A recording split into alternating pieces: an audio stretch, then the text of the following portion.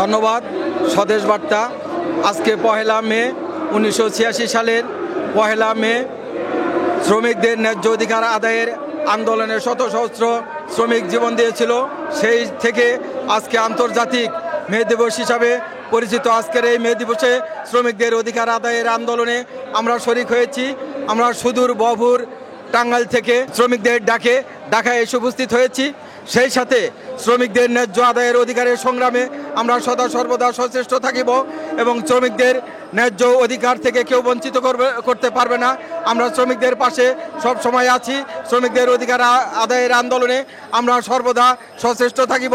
বর্তমান প্রধান উপদেষ্টাকে অনুরোধ করব, আপনি যেহেতু নোবেল বিজয়ী সম্মানিত ব্যক্তি, আপনি নির্বাচনের একটি রোডম্যাপ ঘোষণা করেন এবং একটি দিনক্ষণ নির্দিষ্ট করেন। আজকে আপনি জানেন একটি বিবাহ সম্পন্ন হতে গেলেও একটি ডেট নির্ধারণ করা হয়। তাই আমি অনুরোধ করব নির্বাচনী একটি ডেট ঘোষণা করেন, যে ডেটের মধ্য দিয়ে সকল ষড়যন্ত্র চক্রান্ত ধূলিসাৎ হয়ে যাবে। সেই সাথে আপনার যে সম্মান সেটা আরও উত্তরোত্তর বৃদ্ধি পাবে। আমরা আশা করি আপনি অতি সত্বর একটি নির্বাচনী রোডম্যাপ তথা একটি ডেট নির্দিষ্ট করে আপনি সেই রোডম্যাপ ঘোষণা করবেন, যার মধ্য দিয়ে সকল ষড়যন্ত্র আমাদের মাঝখান থেকে বিদায় নেবে এবং একটি গণতান্ত্রিক পরিবেশ সৃষ্টি হবে। আপনার সম্মান উত্তরোত্তর বৃদ্ধি পাবে। সেই সাথে আমরা বর্তমান সরকারকে বলতে চাই যে 5ই আগস্ট গণ অভ্যুত্থানের সৃষ্টি হয়েছিল, সেই গণ অভ্যুত্থানের মধ্য দিয়ে আপনারা সম্মান করে আপনাকে ক্ষমতায় বসিয়েছি। আপনাকে কারো দাসত্ব করার জন্য নয়, কারো কাছে মাথা নত করার জন্য নয়, কারো ষড়যন্ত্র করে ক্ষমতায় টিকে থাকার জন্য নয়, একটি গণতান্ত্রিক পরিবেশে একটি গণতন্ত্রকে ফিরিয়ে দেওয়ার জন্য, সুষ্ঠু সুন্দর একটি নির্বাচনের জন্য আপনাদেরকে ক্ষমতায় বসানো হয়েছে। আপনি যেভাবে আজকে দেশ পরিচালনা হচ্ছে এটা অত্যন্ত দুঃখজনক। সংস্কারের নাম করে দেশে নির্বাচনের গণতন্ত্রের যে কালক্ষেপণ হচ্ছে, আমরা সেটা কোনোভাবে বরদাস্ত করব না। আমরা কোনো পশ্চিমা শক্তির কাছে মাথা নত হতে রাজি নই।